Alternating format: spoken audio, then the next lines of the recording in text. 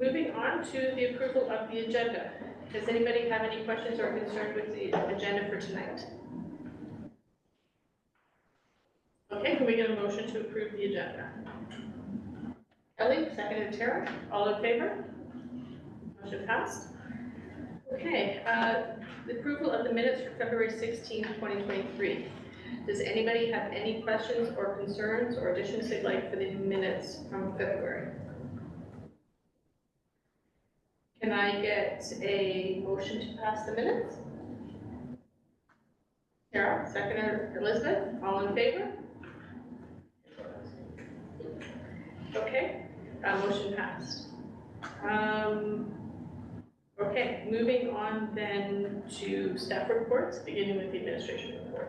Great, thank you. So we have two highlights for you this evening. One has to do with our special education related software, and one has to do with upcoming Children's Mental Health Week in May. So the first one is that we have, as a district, outgrown our current software package for special education software. And having a package or a tool that sits outside of our primary student information system creates a need for patches, right, to move data from one place to the other. So last year, project was approved to move all of our special education software into what we call PowerSchool, which is our main registration system. A couple other boards, such as York Region, District School Board, very comparable special education model, size-wise as well, just ahead of us in terms of growth. We're already using the template within PowerSchool, so that we had lots of learning from them. So we have a team that's been working through it. We did take an aggressive timeline to say that we would be fully implemented for the start of the 23-24 school year. That meant that we backed the processes up and said that any of the students' annual reviews, so their IPRCs, for the 23-24 school year would actually be within the new software and not actually opened within our previous software. We did have the cyber incident in the fall, and that did impact our timelines a little bit. So in order to ensure a really thorough testing phase, we actually ended up opening up our current software just for a month. Because we didn't want to hold off on any grade 8 transition conversations. We know that our schools, elementary and secondary, using our colleagues around the table as proxy for elementary and secondary, and family members start in about February with the annual reviews for grade 8 students. We didn't want to impede that, so we did open that up in our previous software. Over March break, the testing was finished. We are into PowerSchool for IPRCs. And the 1,089 students who were formally reviewed in the month of February, their data was all transferred over into the new software. In addition, schools have been running other IPRCs. And so at the beginning of this week, we actually had 2,200 students' annual reviews within the new software, thanks to our service across the system. So that's where we are on kind of the implementation. The rest of the forms, such as our individual education plans, service applications, consents, will be ready for the launch of the elementary modified calendar. And the elementary mod calendar is our target because it's the first full year students to come on board for the 23-24 school year. So we knew we needed it ready for August 1st so that we could catch those 2 elementary schools who welcome students at that time.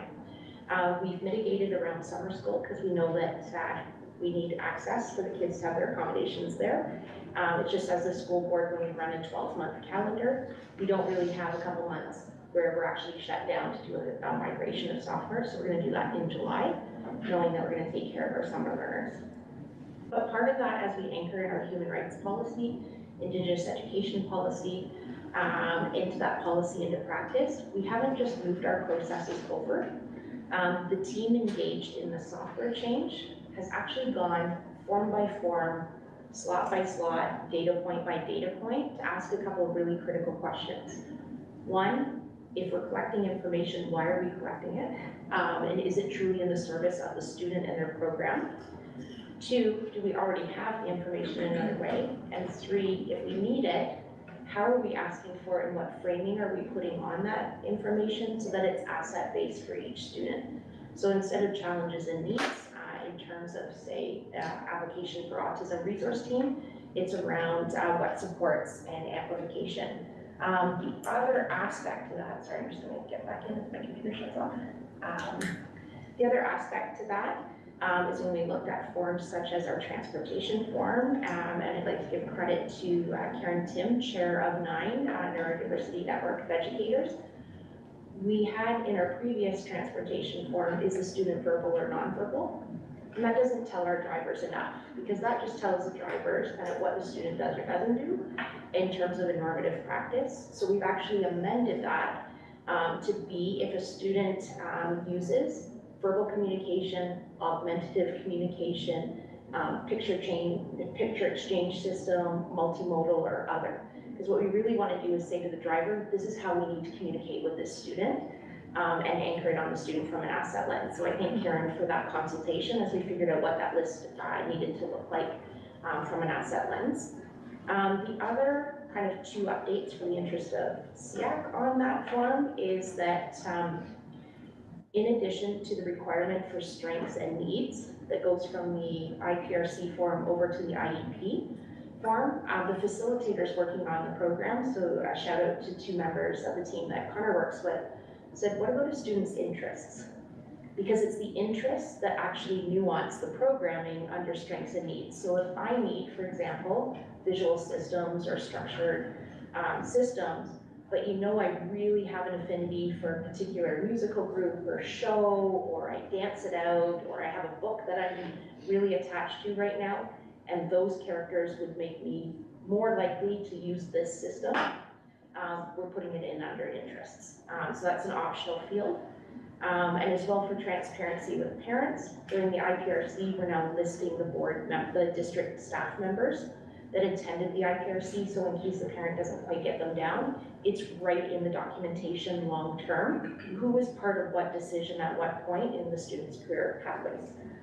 The other thing is that in that conversion, the form going home looks a bit different.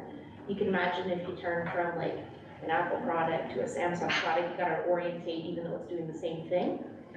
So in the move from Power TPM to Power School, the statement of decision for an IPRC form is the first one that's gonna look a bit different, then the IEP is gonna look a bit different, just because of the formatting. And so what we wanted to do is be able to provide, hey, it looks a bit different, and we've changed a couple things. So on the table this evening, you see a letter with DDSB letterhead. This letter will be going home with all statements of decision that just said, hey, we've switched our software. It looks a little different. And these are the updates in addition to where you may find information that you normally look for. So we just wanted to be transparent with our families about why it's looking a bit different and updating that. My only other update, and as I said, Children's Mental Health Week. And so our Durham District School Board Mental Health and Wellbeing Action Plan does recognize and center on mental health as an important foundation for both learning, achievement, and well-being. And the plan reflects the district's commitment to cultivating conditions for healthy working, learning environments where all staff and students are welcomed and feel engaged. And so Children's Mental Health Week is May 1st, 5th, celebrated across Ontario. It actually aligns with the Canadian Mental Health Association's recognition of Mental Health Week in general, and it also falls within the Ministry of Education's identification of Education Week as well, so everything lines up there. This year, the district resources have been organized and developed in consult with Student Senate. So they have mental health and well-being as a key focus for them. And so together, the focus, and you see it is draft, and we'll send you the finalized version. You see that they're taking kind of a week at a glance. And the theme for this week is Mindful of Me, an approach to mental health and resources. And so within that, I'm gonna highlight 2 things.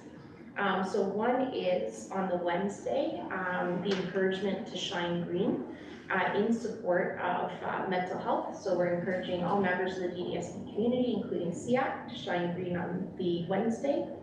And then specific to SEAC and the conversations we have around this table, Fitness Friday is engaged in well-being. We are in connection with the Ability Center and our partnership, many of you will recall, around therapeutic recreation and an inclusionary model of participation.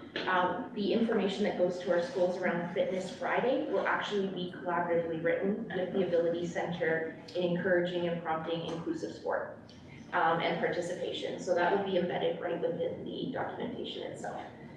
We are having some discussions, and if there's any feedback from SEAC, that would be great, around our schools will be promoting this, and this is why it's March, because what we want to do is finalize it in the next week, get it out to our schools before their April staff meetings, and so that schools can then have a month of April to plan for Children's Mental Health Week in May. But part of our conversation, and since we're now probably a tie over to pick, is so what happens the week before this to share this with families. And so you'll see themes of sleep. We are consulting with a physician with a particular focus in sleep around some resources. And so we're just having conversations around what does this look like the week prior so that our families can be as participatory as our school teams in promoting children's mental health. So that conversation is there for you, but we will send the finalized version out. But those would be the two items if you have any questions or comments. Anybody have any questions? Helen? My question, my question was just regarding some of the events during the week. Is there going to be something for parents to participate in, whether outside or inside? Like how does where Sorry, are can you parents go again? engaged? I So apologize. in terms of the events for the mental health week, is it only for students participating in their schools, or is there? Correct, at this time. So a couple of examples of what's going on that week is we have a number of staff members, both within teams such as that Carolyn leads and our Positive School Climate team, that are making small snippets that we're hoping teachers and educators will pick up on to highlight. I think we're aiming for 5 to 7 segments. For secondary, we're hoping period 1 on one day, period 2 the next day, period 3, and then period 4. So that students have access to them. In general, this is focused on the school experience and students, but that's where we're having conversations between the mental health leadership team and PIC to say, what can we do the week before to share with families, this is what's going on next week, and so you can help, such as something that seems simple in terms of sleep routines is really actually critical as a mental health and well-being strategy. And figuring that out. And then the other aspect to this, and Carolyn, jump on if I missed something, is around our caution as a district, and I would say as a white leadership team for mental health as well, is the caution around the words such as mindfulness and what that means, and taking care in terms of how our system impacts kids and are actually impacting the risk to well-being. And so how our messaging can sit in juxtaposition to that. And so when the resources roll out to schools, there is actually messaging around that. Carolyn, I don't want to put you on the spot, but you're welcome to jump in on the thinking that the mental health leadership team's done around that as well.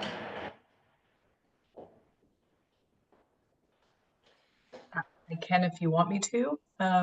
Just great. Yeah, we just want to be cautious of things like mindfulness, because sometimes those activities people will move into think breathing. And for some of our students, it's not a very trauma-informed approach, because we don't know, for some students, that notion of getting into breath and getting into body can actually be quite triggering for people. And so we want to be always offering choice to our young people, so that we're not creating harm in places where we actually want to be able to support. That's just one. And that would go in terms of taking an asset lens to our neurodivergent learners as well. That sometimes our intention of messaging and how that lands are very different for the impact to kids. And so the team is really taking some time to go through from those aspects of lived identity for kids, in terms of how sometimes a district all message needs to be tailored or cognizant, and who carries responsibility for that as allies and leaders to do that front end work. So that's the information. We'll bring finalized plans back through SEAC, because we'll see you again before Children's Mental Health Week, and then we'll bring you an update of how it went after. So I would imagine Children's Mental Health Week will be 3 months of updates to SEAC, so you can see how it's going, what got launched, and some feedback from the kids about how it went. Any other questions? Anything with respect to the administrator's report?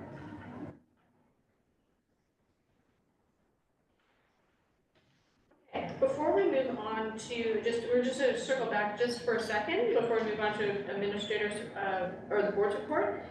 We just want to welcome our early years consortium member, and if you just want to introduce yourself, you just roll call, so. I do apologize for me being late. I was coming from Pickering, so. Okay, that's okay. I'm Vera Mercier. I'm the executive director of SEAC Valley World Childcare Center, and I'm also the one of the partners with the DDSB. So the Early Years Consortium, very similar to our seat on PIC. The Early Years Consortium has a non-voting membership on SEAC that was added just before COVID, I believe. Just before COVID, after COVID. Well, you were here within the last 2 years.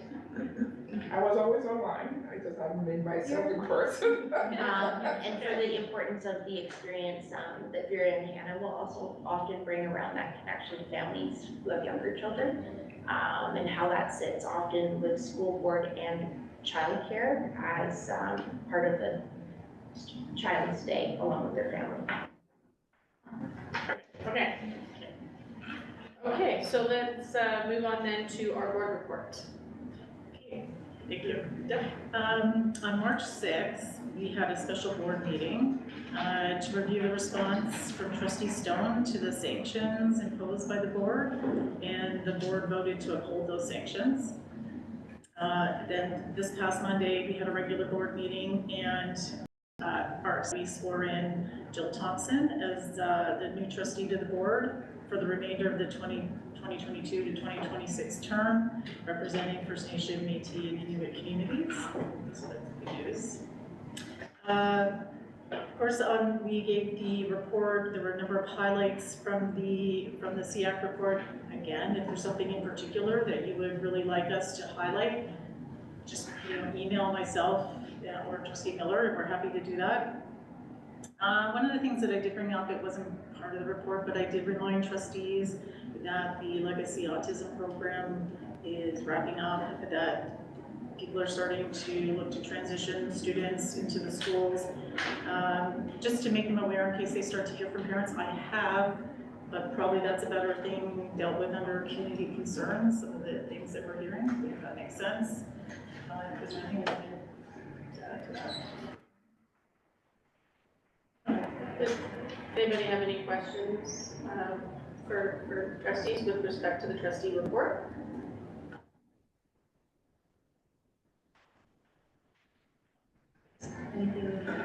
Okay. All right then. We will move on to the Inclusive Student Services Department report.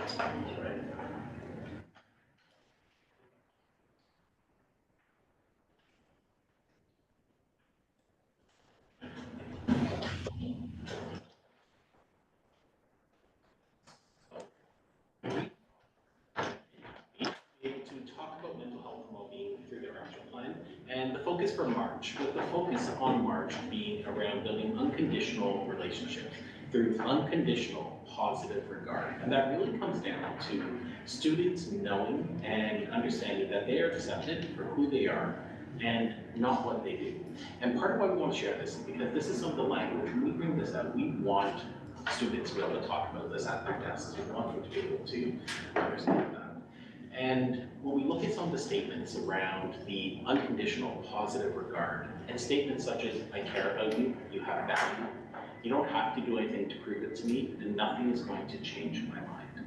It's powerful stuff. And we really want people to be able to, and students and classrooms and schools, to start looking at that and really understanding that it's tied to our duty-bearer responsibilities as a system, and to protect and to promote human rights, and to act in the best interests of our students and do no harm. So it's a really great, tangible way for our classrooms to start engaging, or not even start engaging, that's a wrong word, but to continue their engagement. We also wanted to highlight March 6th to 13th as well, this past time where we recognized our Black Mental Health Week, and understanding that we need to raise awareness about the historical and ongoing impact about the systemic anti-Black racism that it has on mental health and the wellness of our Black communities, and the fact that there are impacts that are there. And again, this is part of our duty bearer responsibilities to promote and to protect and to uphold the law of our responsibilities as well. And Carolyn, I will have you hop in on this next slide to talk about Social Work Month. And just a reminder, Carolyn is our manager and clinical lead, or our lead for our social work team as well. Thanks, Connor, and thanks everybody for having me with you tonight. It is Social Work Month. Our provincial organization says it's Social Work Week, but our national one says Social Work Month. So we're taking the whole month to celebrate all the great stuff that social workers do. And this first slide, I actually fully plagiarized from our national folks, and I lifted it from there. And the notion this year for Social Work Month is about how essential social workers are, and I think we've all seen that over the last few years in the pandemic, the amount of connection and support that families and individuals needed in the community. So coming out of the global pandemic, we are essential. We are essential to hearing the hardships, pain, and sufferings of individuals and communities, essential to navigating systems such as those in criminal justice, health, and education, employment, and essential for advocacy that includes centering and prioritizing diversity, anti-racism, and other forms of oppression. And I'm proud to say that the work that our team does at the DDSB that is supported by my colleagues, Connor and Dr. Sarah Schlein, who I think that you would have had at your meeting last month, and Stephanie Pelmore, as well as Andrea and the rest of the ISS leadership team. This is the work that our staff do. It's supported, it is sanctioned. Our staff do a lot of work with our kids who are experiencing pain and suffering as a result of oppression and marginalization because of how systems may see their identities as being different. And so our staff do a lot of work around those pieces, holding systems to account to a certain extent. The totality of our work is listening and creating and holding space for people's pain and suffering, but it also gives us this unique privilege to be able to help support kids and families, but to see resilience and hope. And it is an enormous privilege to be able to work with our clients. You can skip to the next slide, that'd be great. So our school social workers at the DDSB, yes, we're essential. We have some key support. So we have a school level consultation. I beg your pardon. This actually this is probably not the vast majority, but this is a fairly large chunk of the work that we do, working with our education colleagues to try and figure out the best pathways for kids and for families. We provide direct service to students and families. And one of the things you'll see in our little logo is we do social work and attendance. I put it all in the same bucket of direct service to students and families because generally speaking, attendance and school avoidance, those are usually sort of pushed upon by psychosocial issues that families and kids are managing, whether they're emerging mental health concerns for the young person, or there's some things that are going on at home that's preventing full engagement with school. We don't really see those as all that different from our social work role.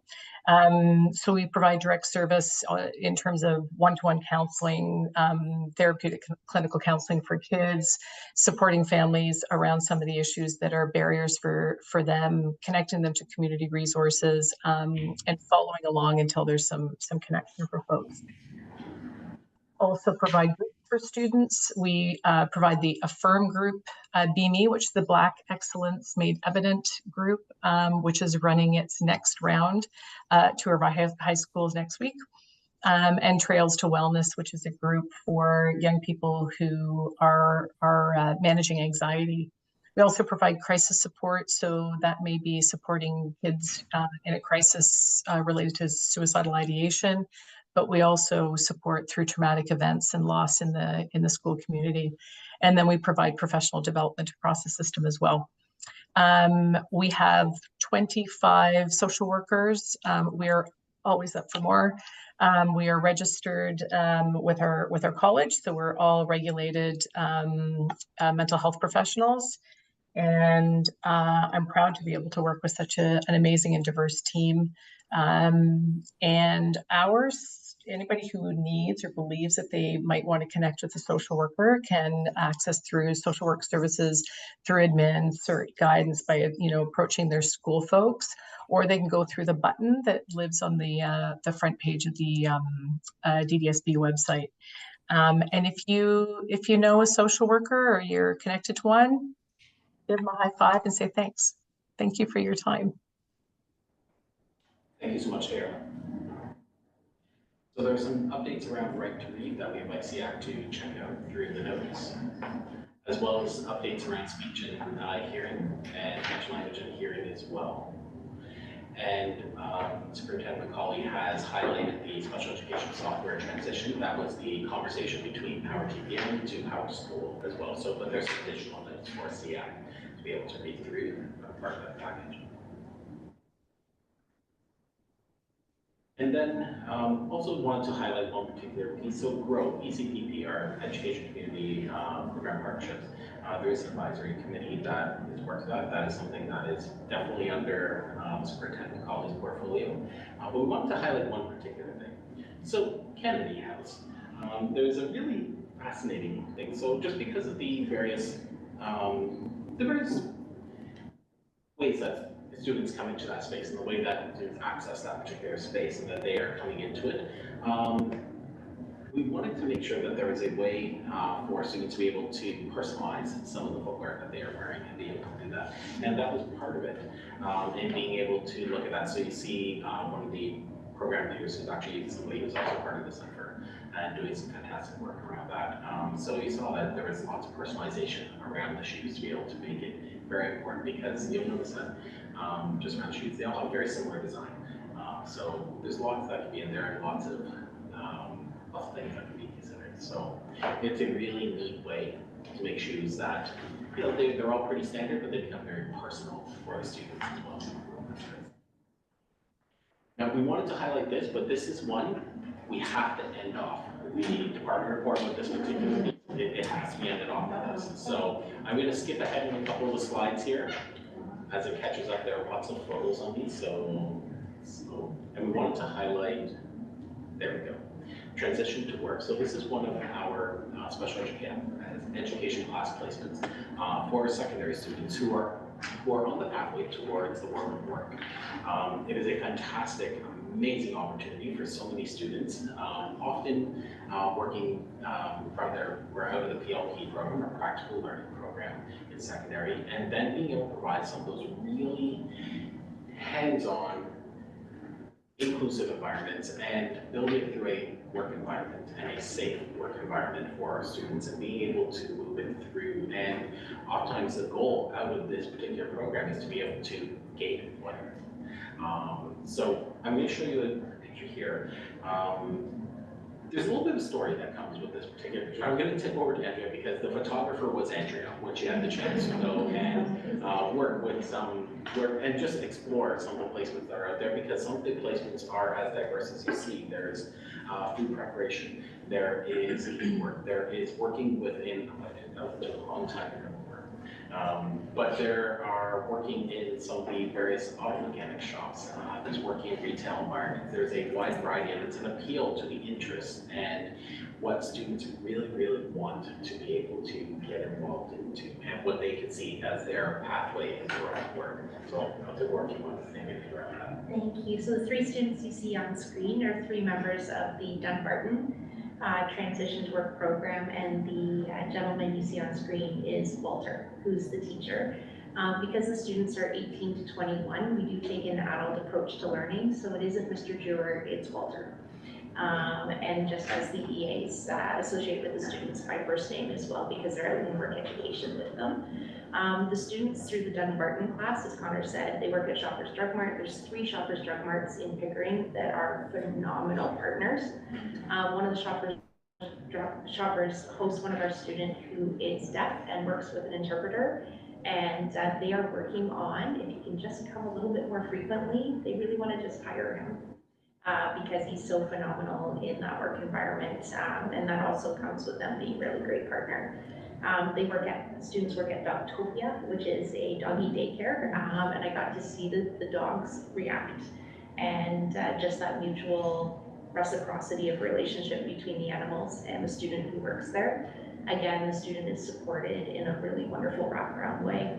2 of the students, one you see bottom left, work at Eastsides in the Pickering Town Center. One not on screen loves making beef parmesan little cups. And so they try and get her to do something different in the afternoon, but the day I was there, she was on her 3rd bin by 1 o'clock it was a Parmesan day. It was gonna be a Parmesan day. And the young man you see here is making pasta packs. The blue labels are the expiration that was gonna be for the following Monday. And when I asked him, you know, what do you prefer to do in your work ed placement? He's like, pizzas and salads. Like, I do this, but pizzas and salads, it depends on what head cook is here. So navigating those relationships. And then the gentleman in the top left, this is the 2nd dealership that he has done detailing for, and he is a machine of precision. Just a lovely young man in terms of the respect of those that he works around and what they draw from him. His original mentor unfortunately passed away at his previous work ed experience. Walter attended the funeral with him. And the student made a point of telling me that yeah, he's like, I lost my mentor, and Walter came with me. Sorry, tired and love the kids. He showed me the sprayer that he has to do his job. So it's a sprayer that's custom with a mister. I'm not very good at detailing cars, but I can see how this would be a great benefit. And Walter said to him, tell Andrea the story of the mister.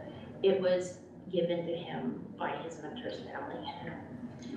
So just a really lovely story, but the kids do so well. And our friend on the right, she was matching the hair colors based on the tiny little number on the bottom that none of us would have more of a 10-minute tolerance to. And that was her job that day. And as you can see, the kids are uniformed, they're part of the work experience. And then I'll just give a shout out to the employer that's actually beside that Shoppers Drug Mart. There's a Freshco, and we had a student who started in the program in September and exited the program before the end of October because Freshco thought that it was inappropriate to have the student working for free. Based on the contribution to the organization, they felt they should bring him in as a full paid employee. And so he graduated early from the program and is full-time with Freshco because they felt that was responsibility as an employer for compensation for good work done. So it was a lovely afternoon. The kids are phenomenal. There's another student who works at Sam the Record Man. Yes, Sam the Record Man still exists. And I learned a new term. I didn't know that there was such a thing as retro K-pop. I'm like, retro and K-pop, I would not have put in the same sentence, but there's retro K-pop. So it was a real pleasure to spend. We visited all of the kids, I think 9 kids and 8 placements, I think, that afternoon. And part of the joy of that afternoon, obviously the kids, you know, that I have a hard time with the emotions of the kids. Not a hard time having emotions about the kids, but I just love seeing them out and thriving. But what a pleasure to spend an afternoon with an educator who obviously really gets it. So Walter walked into the kitchen at Eastsides. He walked into the back of Shoppers Drug Mart, and he went right through past the parts department at a dealership and upstairs. You don't get to do that unless you're there to build relationships and you're part of the fabric of those organizations. And so that really told me not only is he there for the kids, but he's there as a good partner. And so when I think about public education and partnerships and community, Walter exemplifies that.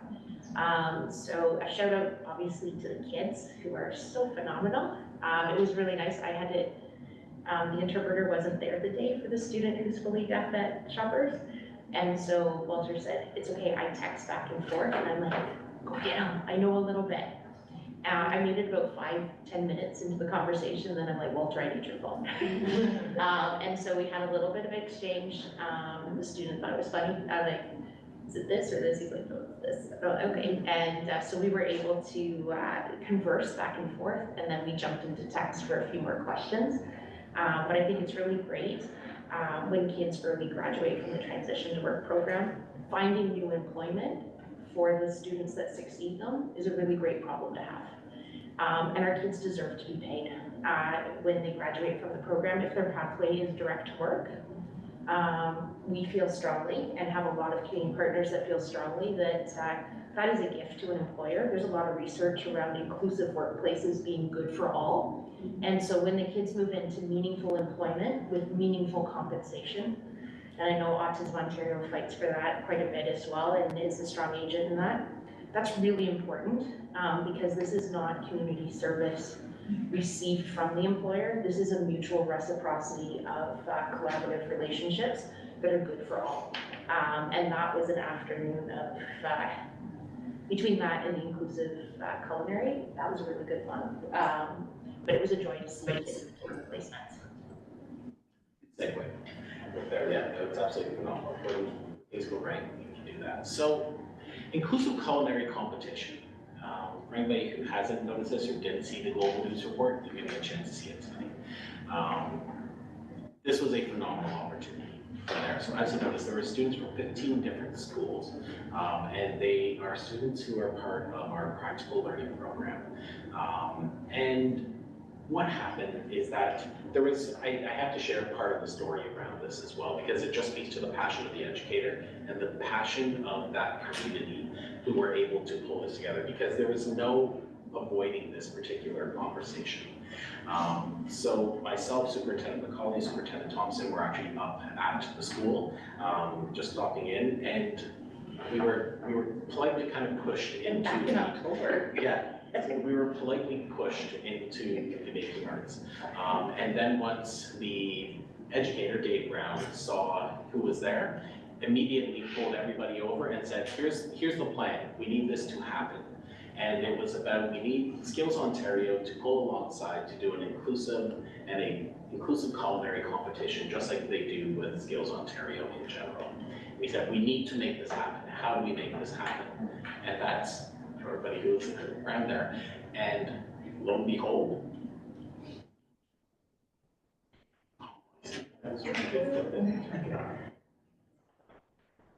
and see how much was there. Lo and behold, there we go.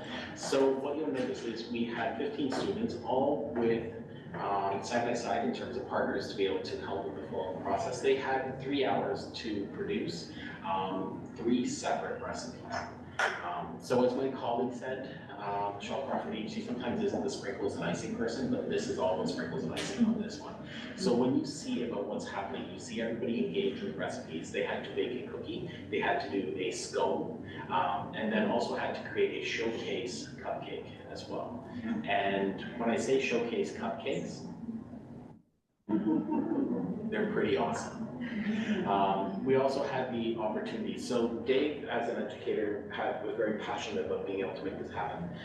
So actually found a Food Network host to be able to come out and actually be one of the celebrity judges. Found a former Uxbridge Secondary School student who is a country artist, and big country artist, moving up the ranks, and actually was there. And then you'll notice that Wild Families were there. And you're going to see a great Global News report coming out from this, where students were there, we saw these skills, and every single student was greeted that particular day with their whites, with their jacket, and being able to show up and dress as everything in that sense.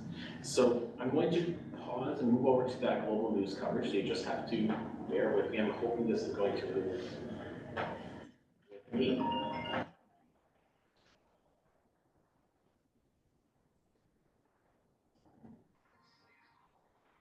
That's not what I want to do. it's coming up here versus there. Bear with me, sorry. The sound is not.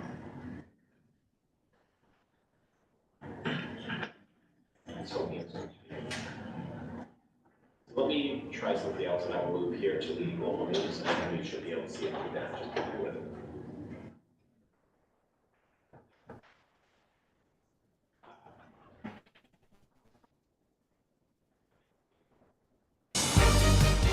You're watching Global Durham. This is Global News. Good evening and thank you for joining us. I'm Carrie Ferguson.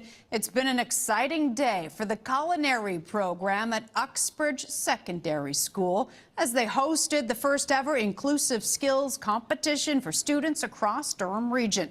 The event even had a few celebrity judges. Lexi Benedict has more. It's time to batter up because the first ever inclusive skills competition is in town. To see like the magic happen and all the kids doing their work. The hospitality program at Uxbridge High School brought to life a day-long competition with students across Durham region to participate in a bake-off. They are teamed up with mainstream students, one-on-one, and we've designed a menu that they have to recreate, display. The competition featured a series of judges, including celebrity judge Naz Cavallero, also known as Barbecue Naz from the Food Network. Because I like to eat. As well as Leah Daniels, country singer and also former student, who says the idea is revolutionary. The culinary arts was always an incredible program, but to see where we are now with the first inclusive cooking competition is just so special, and the fact that it's happening here in Uxbridge. On the menu for today, contestants were asked to prepare chocolate chip cookies, tea biscuits, pretzels, and to finish off, cupcake decorating. Contestants have been in the kitchen all day and the competition is heating up. But Mr. Brown says he hopes that the lessons they learned from today will last a lifetime. The learning that's going on today is just absolutely phenomenal. Competitors were also judged on presentation, food skills, measurements, organization, and safety. The culinary program is already home to an inclusive skills hospitality class, where grades 11 and 12 students partner up with PLP students. They were paired up and their partners changed each week, and they learned kitchen safety, food safety, and then how to make all sorts of food, from like pastries to pizzas to soup, salads, everything. Which led to the creation of this competition, emphasizing inclusivity for all students. This year, Mr. Brown decided that he wanted these students to be able to compete and show their skills that they worked so hard to learn. I want to emphasize that nobody loses here. Everyone's a winner. To be perfectly honest, watching the smile on the kids' face. They're getting an opportunity to do something they've never done before, and we're here to show everybody how good these kids really are. For Mr. Brown, the dream is for Skills Canada to include more inclusive competitions for students in the future. Lexi Benedict, Global News. We've heard it straight. And that speaks to some of the opportunities that are available for a lot of our students at secondary school, where we try to work through those integrated and adaptive courses as well that are available for students. So thank you so much. Thank you. Do we have any questions with respect to the Inclusive Student Services reports? Will it be an ongoing program, or is it? So what we've done, well, hoping, I'm never settled in what I think I'm settled in, I'm not. So what we've done is our creative services team made a poster that's over by the food, and we put inaugural, meaning subsequent, and we provided that to Uxbridge. And apparently it's already up.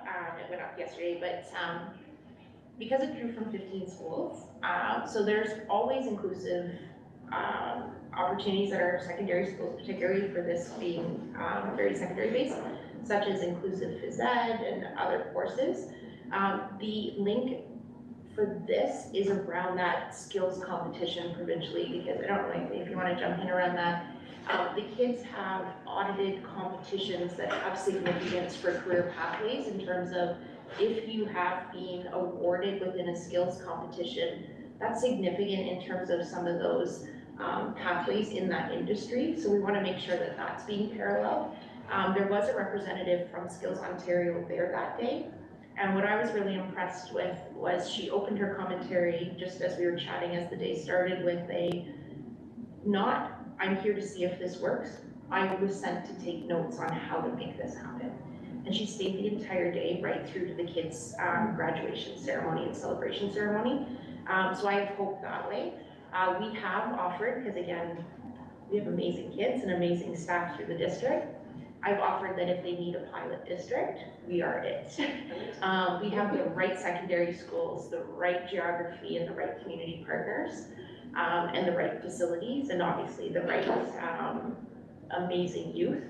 That if Skills Ontario wants to test it out a bit more, come on in. I think Anthony would have, and Don have no problem selling it to their secondary colleagues in terms of that. And we have applicants such as Dave Brown and the admin teams to do that. So we're hoping not only repeated, but growing. I'm sorry, I don't mean to ask questions. No, this is great. No, you're not yeah, this is the point. So who won, and is it being circulated through the school? Yeah, so what happened was, as Connor said, Naz was there as HGTV, the singer, there's 2 other judges, and I was curious because they were walking around with clipboards making notes, and I'm like, what notes are you taking, and how will you recognize the different students?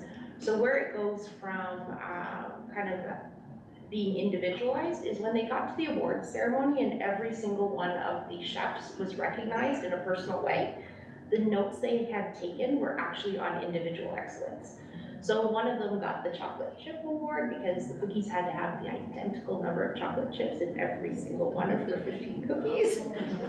Somebody else was like the sprinkle, another one was the exceptional in cleanup because everything had to be clean and finished off, and there were some real champions. So every single one of the kids was called out for a very specific award, noticed by these 4 individuals who had met them that morning. So really, really cool. And the conversations with the family and team members were amazing. The one picture that's on your slide that has a young chef, young man with 3 adults beside him, when I asked to take his picture, he turned and went, "Oh, you've met my team." It's the EA that works most frequently with them, his mom and his dad. And he just grouped them as his team. And I thought that was really beautiful and spoke to the relationship between the adults in centering the youth too. So we're hoping it grows. I'm a big advocate for inclusiveness, and it'd be nice if there, since you're growing, perhaps something to get, maybe if us childcare operators want to have like an activity where we have that inclusive. Oh, I love it. Thank you for offering it. The school that can come out, because there's a lot of those young adolescents who love to be a chef, and you know, they can see somebody that look like them or want to be doing something and they're not defining who they are. So thanks, Vera. I think we leave that with Connor and Michelle in connection with the administrators. That's really thoughtful. Really appreciate that. Awesome. Any other questions?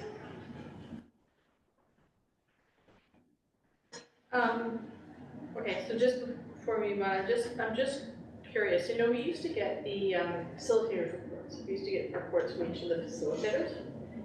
We had them come do the department report, and what we've done is anchor it through the admins. Anchor through admin. Okay, just because I'm just curious of sort of what's been happening sort of in the gifted stream, because I know like right now. Have Laura come in one of the months ahead. And yeah, please, because I know right now should be the gifted orientation.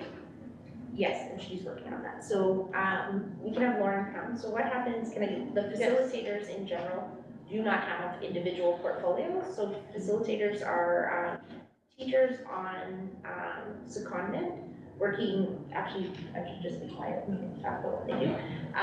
And most of them are school-based by geography. One of the facilitators for half of their role is specific to the gifted program because there is a bit of a difference in terms of some processes like testing and things like that. So we can have Lauren come for sure. The facilitators report actually directly through Connor and Michelle, so. Yeah, me too, Rachel.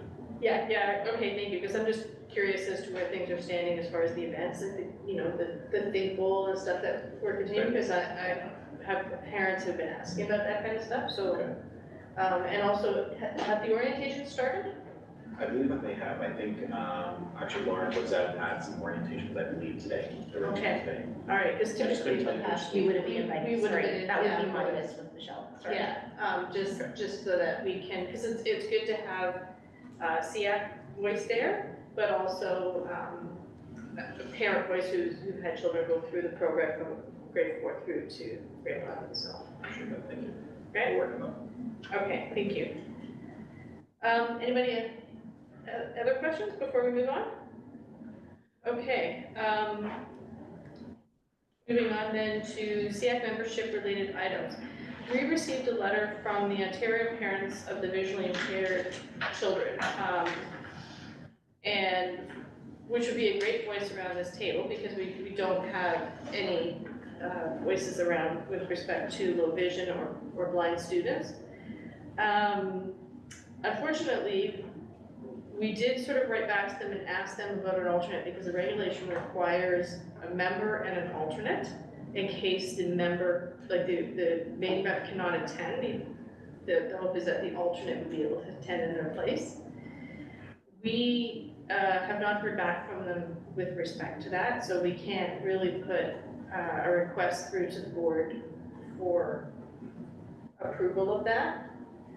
So I think what need to happen with this is that, or, you know, I can reach back out to them and you know, indicate that we brought it to the table, that like it was brought before the committee, but we require an alternate, and ask them again if they were able to name an alternate.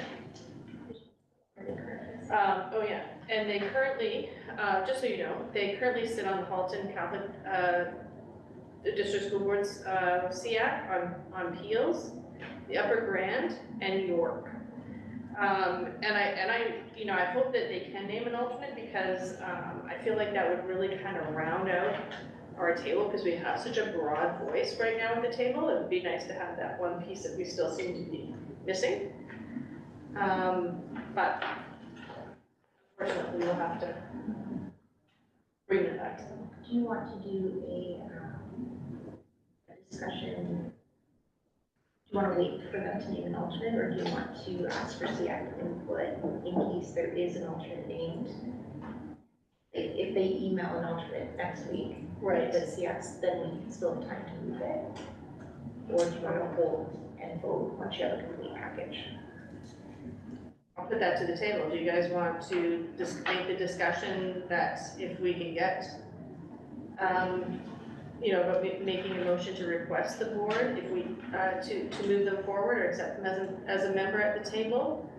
Upon receipt of an alternate, or do we wait for that? You know, for that confirmation first. Thoughts? Yeah, go ahead. It might be a good idea just because of the lag, because the committee meeting is usually just after the board meeting, and so then we'd be waiting so much longer for it to come forward to the board. And that would be probably not.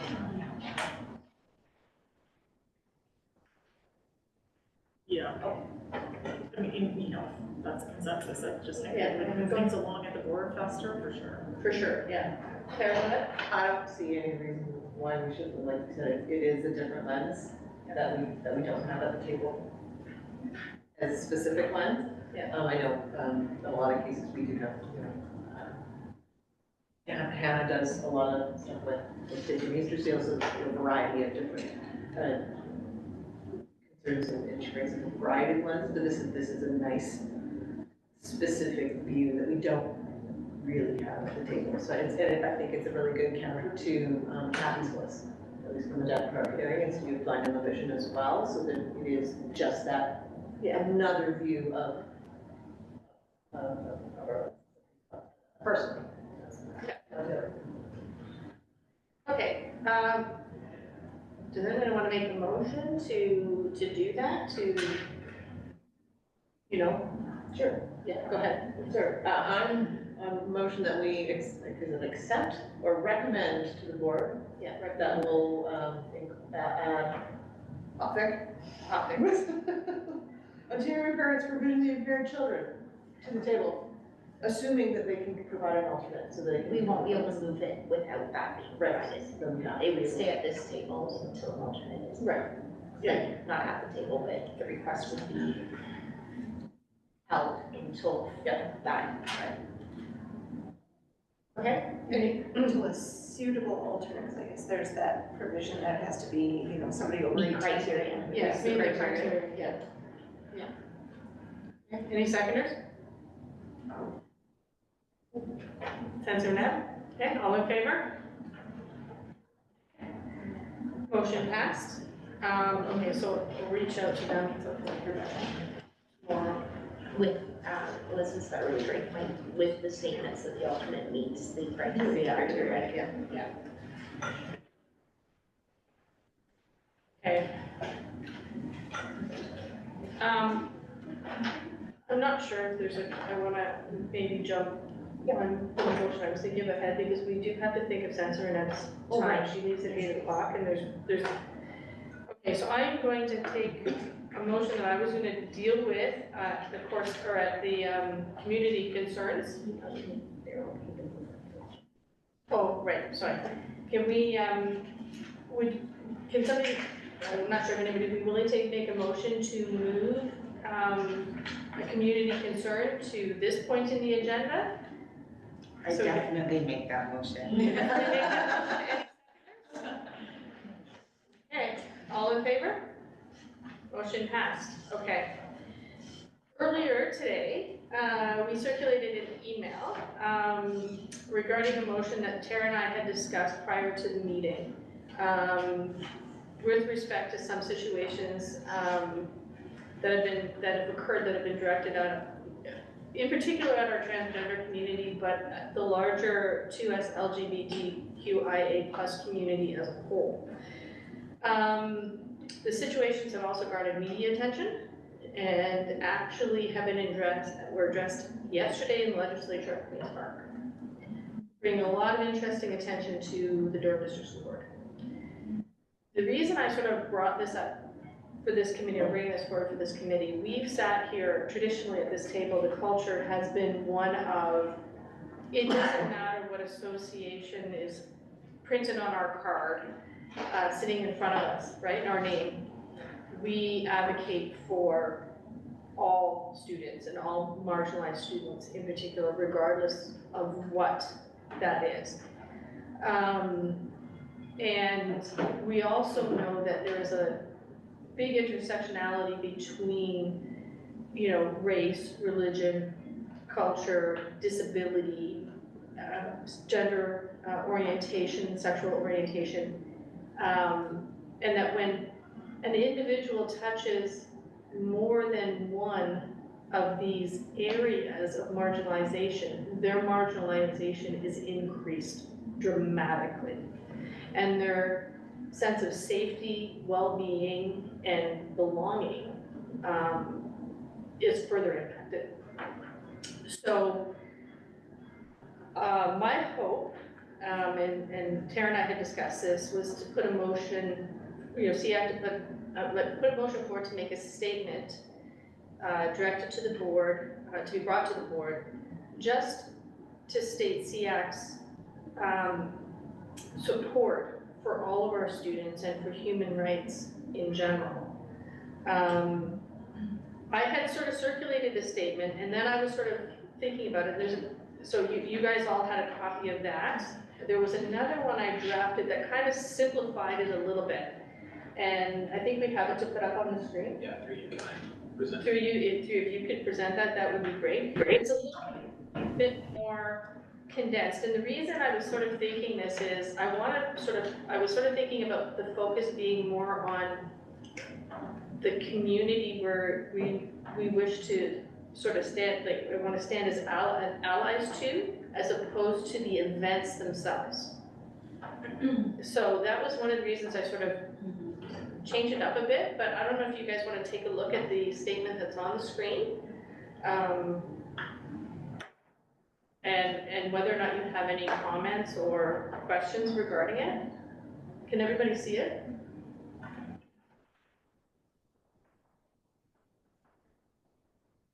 So I got my glasses. Okay.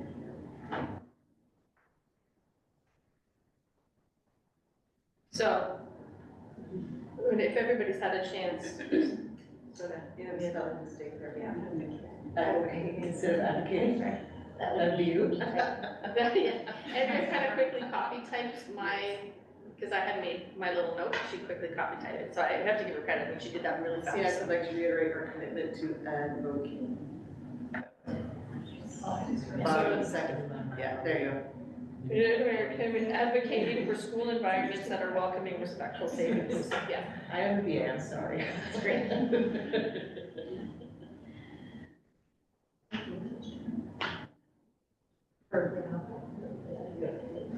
Okay, anyway, does anybody have any comments or things they'd like, something like to add or?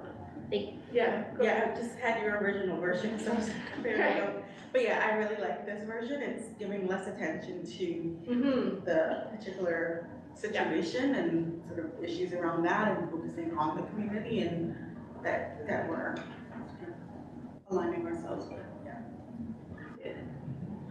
May I ask, is it because of the individual that they're named in this, and that's why it's caused the media attention, or it might not verify that? I think it's a combination of a lot of things that's brought that kind of attention to, the media attention to it.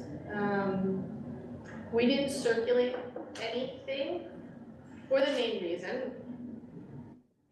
I wouldn't want to bring attention to names, either of individuals or groups, because I don't want to draw maybe like-minded, giving searches open to like-minded people, and create further harm, which is the same reason the item that I mentioned in my email, I wouldn't circulate for the same reason, right? Because now, sorry? I'm just thinking it's strange, it's been in the media, but I didn't hear anything about it. Oh, yeah. A quick Google search and you'll see it. Yeah. And I know there has been a couple of at different occasions, but statements that have come out from. But I felt, given our voice at this table and the fact that we represent associations that support families and children that are marginalized, that our voice being the only, or not now, we were the only legislative committee of the board, ministry legislative committee of the board. We are the only ministry mandated advocacy committee that each school board has, and we have a platform and a voice, and I was hoping that we could use it. So, anybody want to add anything? Go ahead, Cynthia. They say what you focus on increases, so I like the perspective of this statement here that focuses on what we do well and what we will continue to do in the future. Yeah. Well said. Okay. Go ahead. I'm having a nitpicky moment, I'm really sorry, but I'm not sure about the word situations. I don't know if there's a better word instead of situations, so it has been more harmful situations. It's really just it's a nitpicky thing. I don't know if anybody else is having trouble with this. Yeah, I was trying to figure out. Yeah. So we become aware of harm directed at, so take out harmful situations and just put harm, I know, I was sitting there. Yeah, I was, Wait, yeah, I don't know. I was going through that today and I was thinking events, situation, like, what do I refer, how do you refer to that? But makes sense. Harmful, so then you have to change. Harm directed. Sorry? You have to change have, because it's plural, you've got to make it so that have occurred recently. Has occurred recently. Excellent. when you have a lot of educators in the room. Exactly, that's what we want though, right? Many eyes and, And you want to clarify, instead of next meeting, next board meeting? yes, at its next board meeting. Just to clarify all the different spaces that two of you said within. Okay, and is it during the next, rather than after? During the next board meeting? Rather than after? Yeah, I guess, because it's, Part of the report, like, it's picked up. or we could put, write it directly to the Board of Trustees during its next board meeting. Yeah. Is the language on that saying we would like it to be read out loud during the board meeting? Yeah. Or just provided as a footnote in note, like, is there a difference in how that language is presented? I mean, I think you can say that, but I think if you were to highlight for me, like I've been asking what you would like me to highlight in a report, then I would, or Trustee Miller would read that out loud regardless. Okay, regardless, okay. Yeah, because we do want that to become like the public sort of statement of SEAC, right? I don't mean to do this, but since we're doing like the wording into it flows, I would say probably at the transgender community, particularly towards the broader, instead of in particular and towards. Oh, so it was directed mainly at the transgender community, but also towards the broader community. Yeah. Right, so I wouldn't take it at the transgender community, particularly towards the broader. But it's not particularly towards the broader, it's particularly towards the transgender community as well as towards. And so, oh, I see what you're saying, Dara. SEAC has become aware of harm directed at the transgender community and indirectly towards the broader community? Is that really what we're, because it was specifically targeted for. Right, yes, specifically targeted But then towards. indirectly, it's at that broader community as well. Is that maybe a better way of phrasing it? We don't have to. Or say as well as towards the broader, in particular, and as well as towards. Yeah, I was gonna say that how you had said it would sounded much more flowy, like as the as well. So you had already said the particular and then the as well sounded much more. Yeah, you said it verbally, but sometimes writing. Yes, yeah. And as well towards the broader? Wait, no, it's not as well as. Yeah. So maybe take it in the transgender community in particular, comma, as well as. You don't have the words. We have that. Particular comma. I think the comma solves. And I think the comma solves the problem. I think the comma solves the problem. I think you could take as well as. You don't even have words. I think you take out the and then just put as well as towards the broader. As well as. And so CF has become aware of harm directed at the transgender community in particular, as well as towards the broader 2S LGBTQIA+ community. Yeah. Yeah, go ahead. Yeah, I just think the towards kind of is redundant because it's as well as the, so it's already inclusive of the broader. Like it already. The directed takes care of the towards. Okay, so we could take out the word That's towards. what I mean. As Like, well it as the just broader. doesn't read. As well as, okay, yes. Yeah. Yep. That's it. Yeah. That's it. How many people does it take to wrap a sentence? Yes, but that's why, right, like many.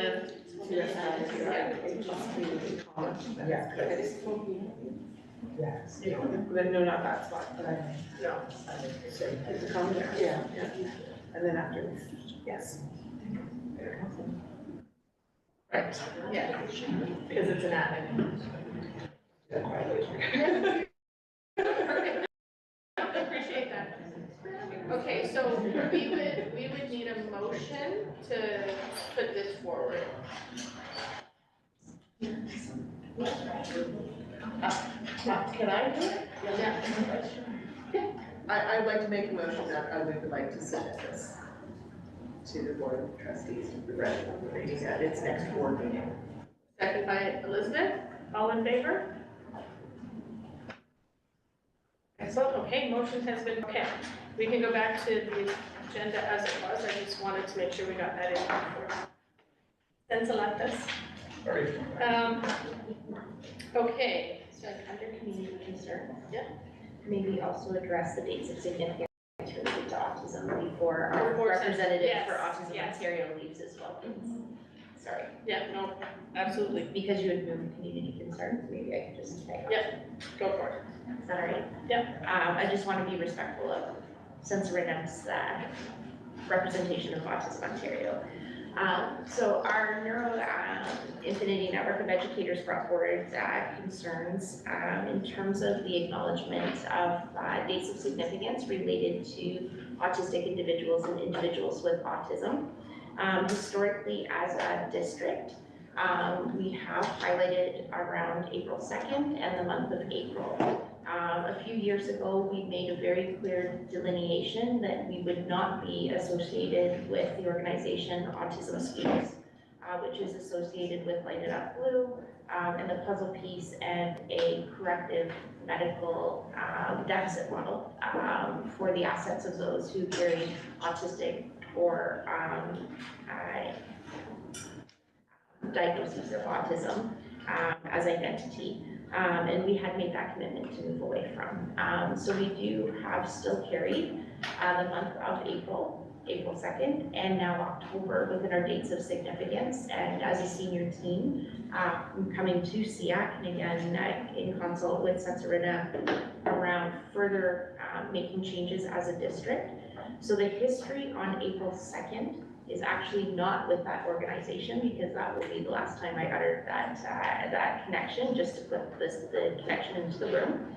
The foundation on April 2nd actually sits with the United Nations recognition of individuals with autism or autistic individuals, and taking a real amplification of assets and strengths to that perspective, as well as October is recognized nationally in Canada as the designated month for autism awareness. So as a district, we will be moving away from, and we will be communicating this out to our schools. We will not be communicating April as a month associated with autism awareness. It will still be April 2nd, so that we've got both a highlight in October aligned with federal government and national recognition, again, taking that asset strengths approach to the great individuals who either associate as autistic individuals or individuals with autism, recognizing both identity first and person first identities within the community, as well as April 2nd, but linking to the anchoring in the United Nations Declaration of April 2nd, and how that explicitly links with our commitment to policy into practice, which actually names and identifies active engagement in addressing ableism, and looking at those with neurodiversity and strengthening our commitments there and how we articulate. So just bringing it forward for, we wouldn't want to do that without SEAC as well, both in terms of the conversation and the shifts, but also recognizing, as I said, the tremendous partnership with Autism Ontario. We'll give Autism Ontario a shout out in terms of recognizing the range of identities of individuals within the community and the importance of autistic voice and the voice of those with autism. There is a strong expression of that within the Autism Ontario resources and website in terms of a commitment to amplify autistic voices and the voices of those with autism as an organization. So thank you for that work and partnership. But as a district, April is no longer Autism Awareness Month. April 2nd, tied to human rights, as Connor shared with the department, right? Our report, our duty bearer responsibilities, and our articulation and commitment to addressing ableism in October as our date of full month awareness to amplify the assets of those who identify within that community. So I just wanted to make sure we address that. Well, since Arena was around the table as well, and I turn over to you if you want to take it. Thank you for sharing. And I do think it's important that we align with what's happening nationally. I'm going to take that information back that we shared. But I did share the correspondence that talked about World Autism Day in April, how schools can get involved, how you can arrange a giving charity campaign. But also right at the bottom of that is a little link that you can get the autism newsletter that comes as because that holds the links to all the resources, trainings, and things they're doing in the community. Thanks, Adrian. Awesome. And that goes to our report, or our association reports too, so that like, so you might not be hearing that, so that's awesome. Does anybody else have any questions with respect to the change of those dates that we're recognizing? Go ahead, Kelly. I have a question for our representative. So for the, there's community programs that are available from the Autism Ontario's site? Yes, there are. So I am signed up to that, but is that like a limited, like limited spaces, limited resources for training? Yes, it is. You have like, our trainings are very popular, but some of them are based online so that they're on demand and you can access them at any time. Yeah, once you become a member, you have access to the whole entire library, and there's quite a lot of resources there. Right, yeah. And I think from the past, it's diverse in the sense that they're different, like even if you work, not necessarily work with children with autism on the spectrum, but for people that are caregivers that Yes, that's correct. Because the spectrum is so wide, and you have to cover a lot of differences. Yeah. Anybody else have any questions? Comments? I'm happy to see us moving away from the connection with Autism Speaks as well. So, and the puzzle piece. Okay, moving on then to the consultation with respect to the special education plan, the DDSB special education plan. I think that was attached to our. Oh, that's. So Take it offline. You know, I can get 2 or 3 people to work with one of us, that would be great. Yeah, so, for a subcommittee. Yeah, okay, so we're looking for a subcommittee to deal with the, this is the SEAC handbook, right? Yeah, to deal with the SEAC handbook. We need a few members who would be interested in going through it. The SEAC section of the special education plan is purely the SEAC brochure at this point. It's just this. Right, okay. Yes, you're here. And so if there was any changes to this one feature. Oh, to this? Yeah. Oh, sorry. I got ahead of you. You got it, okay. So in our package, we had the SEAC Special Education Advisory Committee Section C for the Special Education Plan for 2022-23. And really, I got ahead of you. That's okay. I was confused for a second. Okay. I don't know, yeah, if you guys want to take a look at it and see if you have any thing you'd like to change. I know I picked up on a couple things already. That's awesome. Okay.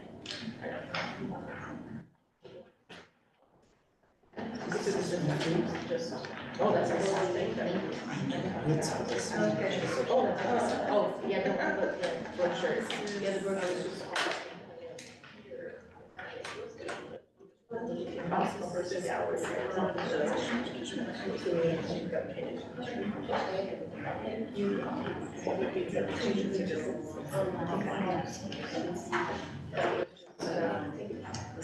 This isn't that yet. Oh, no, that's fine. I think if there's, yeah, don't worry about the brochure. It's more around that one page. More around that one page? Yeah. Just that one, okay. Yeah. Oh, this one, all right.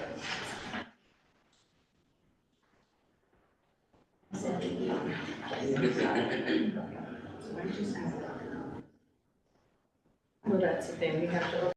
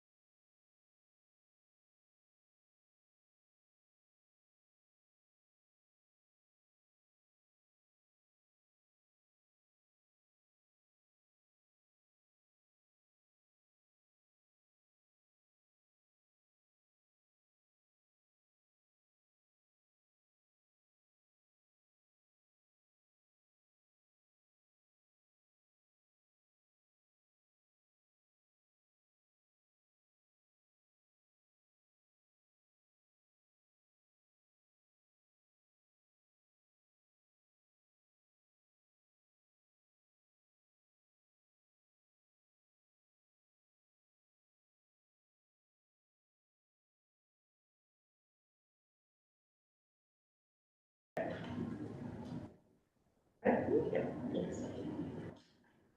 And, okay, so we're live again, okay. So moving on then to our open discussion period, which is around the planning SEAC deputation to the DDSB Education Finance Committee.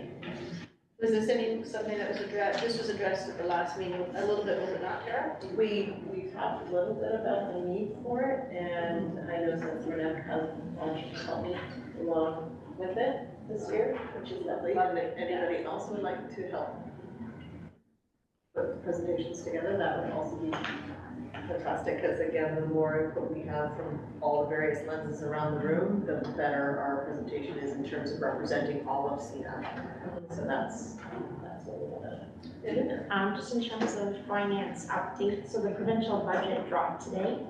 And there are some comments around that. We have not been in receipt of GSNs or the grants for student needs, which drive our funding for the 23-24 school year. Last year we received, the earliest we've ever received in February.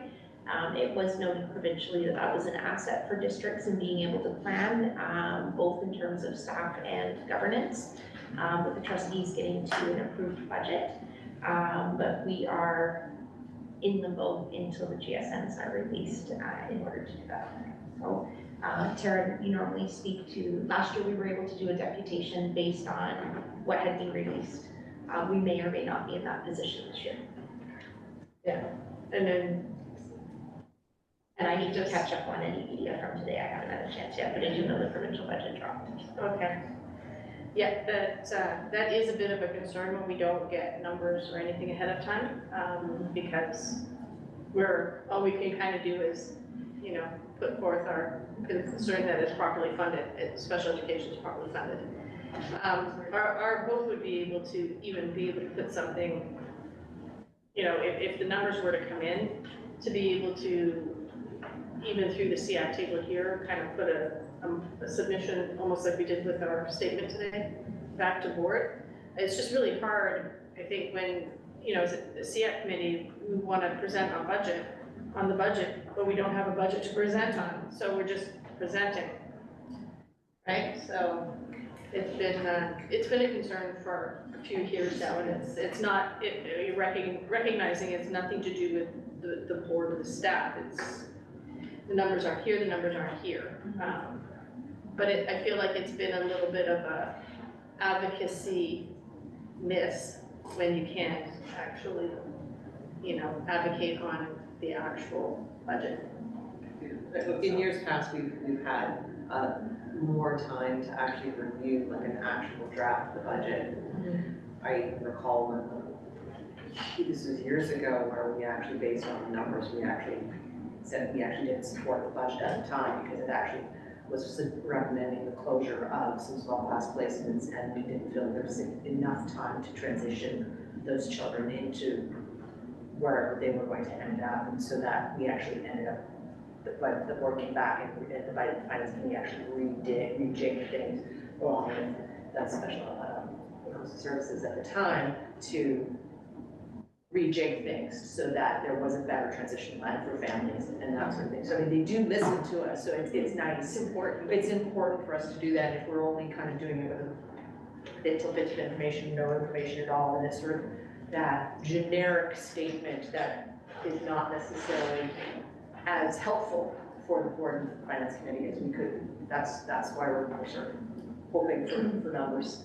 Yeah, Deb, sorry, I saw your hand up. Yeah, just when you're turning your minds to this, and I'm going to go back to the ending of the legacy autism program, and thinking about what you're saying there about, you know, if there were to be small class closures, or to keep in mind that there may need to be more, because we have potentially, I don't know what the number is, and maybe someone around this table knows what the number is, students transitioning into our schools. That's a really good point. That's a good point to put in there for the presentation, I think, too. Yeah, so I just wanted to flag that I really think that committee needs to hear that from this. Yeah. And it's probably good to pick sense and Renee's brain on that too. Given she's our She's a wealth of information with respect to that as well, so. You know, I also wonder, as we talk about this, because we've talked about this now for the last 5, 6 years, since we get the, you know, the GSN is sometimes, I think one year it came in like, I want to say May, like almost the end of the school year, like, yeah. You know, I just wonder if we should consider a letter to the ministry, sort of outlining our concerns with how late we receive, the board is receiving the GSN. You know, the memo, like the memo from the ministry, because it's not allowing for proper feedback from the public, period. Not, I mean, not from the SEAC table and not from the you know, the public at the board meeting. So, you know, it's, you know, somebody, if it was the will of SEAC to put a motion forward to draft a letter to the ministry to say, hey, you know, we need to start getting these in January, February, so that you can have really meaningful feedback coming from not only the SEACs, but also the public. You know, to the board, because other than that, we're just kind of giving you food for thought when the numbers come in. I don't know if anybody else has any thoughts on that, but.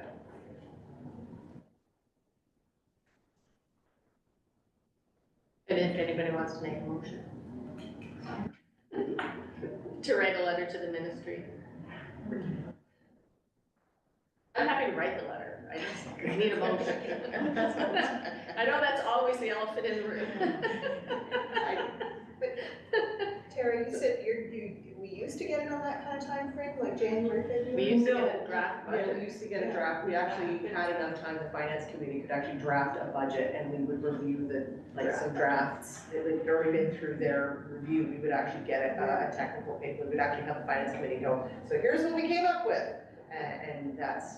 Yeah, so we could actually see where the money was going. So we don't know why the difference, there was never an explanation about the change.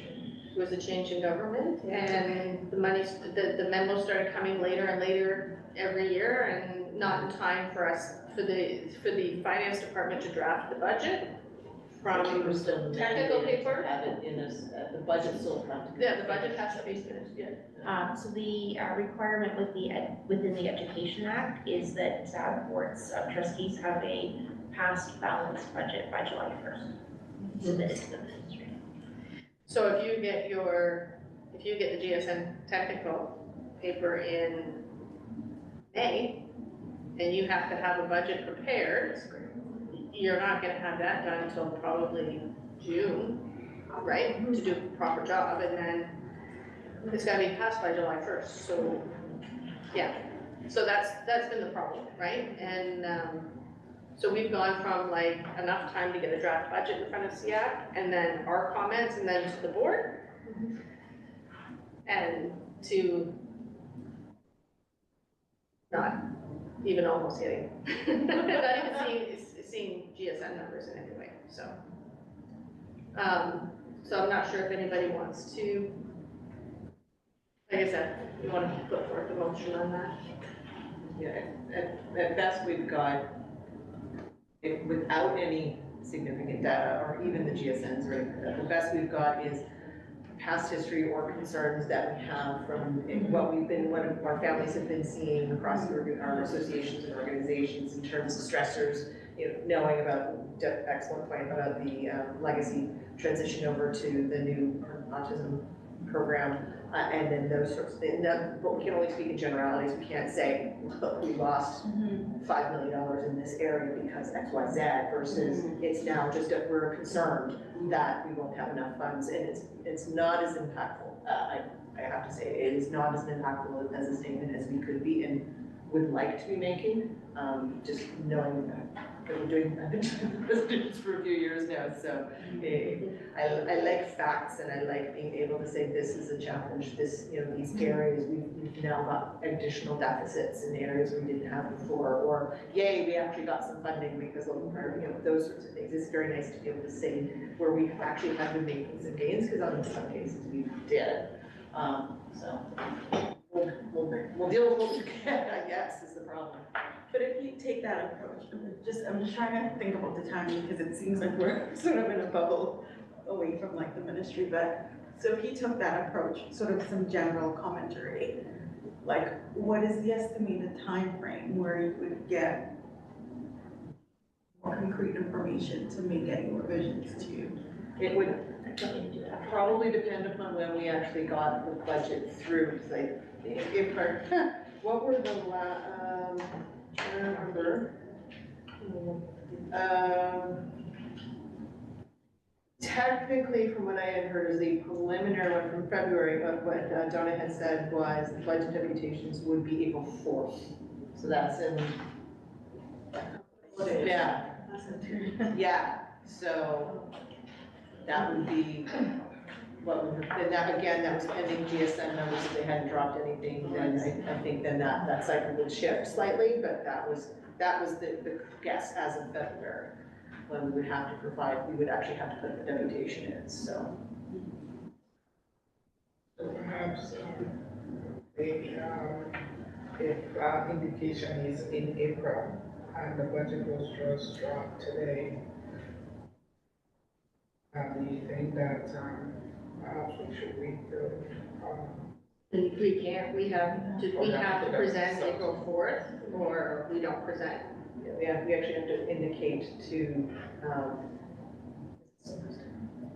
we actually have to say, we actually would like a spot on the deputation, so I have 5 minutes, basically. I have 5 minutes left to speak to. And just the provincial budget dropped, not the Ministry of Education budget. Yeah. No, I think going along with what is being discussed, I'm just thinking about, yes, there's a time issue, but because I feel like there's so much changes so far, you will have, with all the work, you have the information, focusing on what you already know and bringing, like putting some, I think there's, yes, there's a time issue, but definitely what you're seeing, I think that should be the focus and forefront versus waiting until it's too far and then trying to play catch up to put that forward. You already seen changes already with numbers and placements, areas for mental health, a need there. So, and I think there are discussions in general around there being more increase of funding in some specific areas. So we don't have all the facts, but we have some information that I think we can work with in the current moment and just really work with that. That's just a thought. Yeah, go ahead. So through you. So I appreciate that, but it's, so we know where we have current pressures. Right. We know we are a growth enrollment board, and quite often in Durham, we hang on that as administrators, as system. But when you do the math on what has historically been the actual dollar increase per student, it's actually not a whole lot. And so the per head increase within the district and our current model of programs and services, one will not keep pace with the other unless there's a significant change in the information coming from the ministry. So I would say on a district level, and I don't mean to oversimplify it at all, but I'm going to do a drastic oversimplification, is you can't spend an allowance that you don't know what the allowance is. Because there's a big difference between having a $5 allowance and an $8 allowance or a $20 allowance. So for that process, I think 2 points on that as well too. So we definitely feel some pressures, but a lot of areas of the district are feeling pressures because we care about kids and care about students. You want to create a really robust program for them, which Durham generally does a really good job at, right? In terms of, we've got our growth areas for sure, and some really targeted areas such as Connor was referencing around duty-bearer responsibilities and changes related to that. But until we have that, what the revenue is it's really hard to engage in a conversation about expenditure changes, because there's two sides to the budget, money in, money out, right? And having that in balance. And I think and we talked about it a little bit when Jen did the presentation here, mentioned our business, our need for finance. There are special education envelope dollars that say, you know, if the board receives $15 under special education envelope, it must be spent on special education, it can't go anywhere else. The current year has an expenditure significantly in excess of that, the $7.6 million coming from other areas. And so the challenge always is, there are special education dollars in other areas of the board budget, such as transportation, such as facilities accommodations. So it's never an easy picture because the dollars associated with the Inclusive Student Services Department are not the totality of the dollars for accommodation and inclusion. And we can't erode a really good model because then we're actually causing more need. So it all sits in juxtaposition. Senior team carries that responsibility from an operations perspective of doing that figuring out within our portfolios and together. We're not on hold for those conversations pending the release of the GSN, but we can only take them so far until we know what the rules of the game are in terms of finance. Because until you're dealing with the reality, and then how we bring that to you as a board of trustees, saying with the responsibilities and opportunities to support students and families, this is what we feel is the best quilting of the combination of expenditures needed to get a really good program across all commitments to kids and staff. So it is, like, it can only go so far without that. As Tara said, there's 2 points in how it gets communicated. One is more words and narrative, and the other is the technical paper that actually carries the calculations. And our finance team does an exceptional job at digesting the technical paper. Tara's very versed in it, and Donna is very versed, Chair Edwards is very versed in the technical paper as well. So we can go through it quite quickly, but it is quite complex to figure out what does that look like, sound like. So we can do a draft, but until you actually know what revenue is coming in, you would never be able to firm up expenditure and know that that's a match for a balanced budget. So I agree with you, you to balance your budget and keep money in and money out. In any operation, you need to know what's happening. And ideally, effective if perhaps you have already know in order for you to plan. My thing is respond time. My question is respond time. If you do an email or you send a letter, would you get the response back in time because you have a presentation or to present in April? So my thing is again, there is a benefit because you need to know, am I spending $8 or am I spending $2? I know in my previous career I'm a chartered accountant, so I'm all about money. Totally. So I'm all about money. But my thing is communication and respond back. So if we do a vote and say yes in an email, how soon would the ministry respond to you before you present to you? Do you want to, may I? Yes, please. So I think, in general, when SEACs advocate through the ministry, because that's part of the job of the board and the ministry, I would not link that with the 23-24 budget cycle.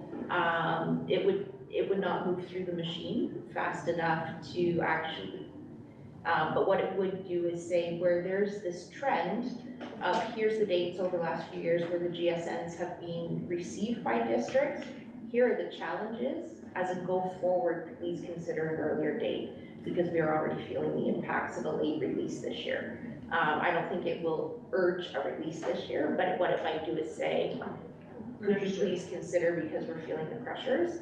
And then again, staff support to SEAC, but my suggestion would also to be include, because the ripple is to the impact for program and transition planning for kids. there's a through line, staff will always do what staff does, Board of Trustees always will do what Board of Trustees do, and moving through our accountabilities in terms of those aspects of planning and budget considerations. But at the end of it, program open or not, shifting or not, services and things like that, as we plan programs and services, there are students impacted at the other end of that linkage of process. And so the earlier we have, the better we're able to plan for kids. So with that letter that going out, would it be perhaps going forward or put a line there that it would be for budgeting purposes, if they could tell you your allocation early and give it a timeline, so this way you all can plan, because I agree with you that every agency needs to be able to budget. One hand can control the other. So perhaps maybe in that, I agree with you that people need to plan and sending out emails and all that to know where they're going moving forward. So maybe perhaps in that letter we can indicate going forward, maybe giving the allocation earlier so you all know how to plan.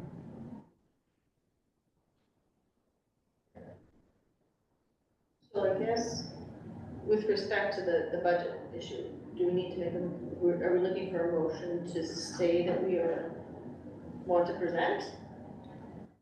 We have to let them know by April 4th. We don't usually motion that. We just look for a volunteer and you're looking at her. So. You're looking at You're looking at me like there's no other option. You had sense of an act, perfect, Yes. awesome. And our account. And our account, okay. Anything else? And that does not mean that input and feedback and thoughts and comments are not welcome and you'll are circulate it, right? certainly appreciated. Yes. Yeah, so, yes, Tara will circulate We'll it do that. to the group for comment, and we usually go, great job, Tara. That's not me. Right. Could I ask, can we double check the dates on when we actually? It's still showing us the 4th. Okay.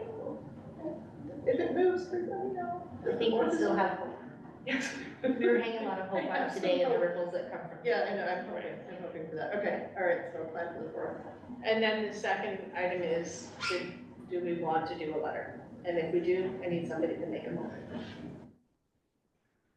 I'm almost thinking that we wait to see what drops this year and then go again this year, last year, year before, Okay, we now fair, have the okay. full trend versus we think it's gonna be late. So maybe this we year. can bring, to business arising from minutes, discussion about letter regarding GSN to the next meeting. I'm all motioned out today, so.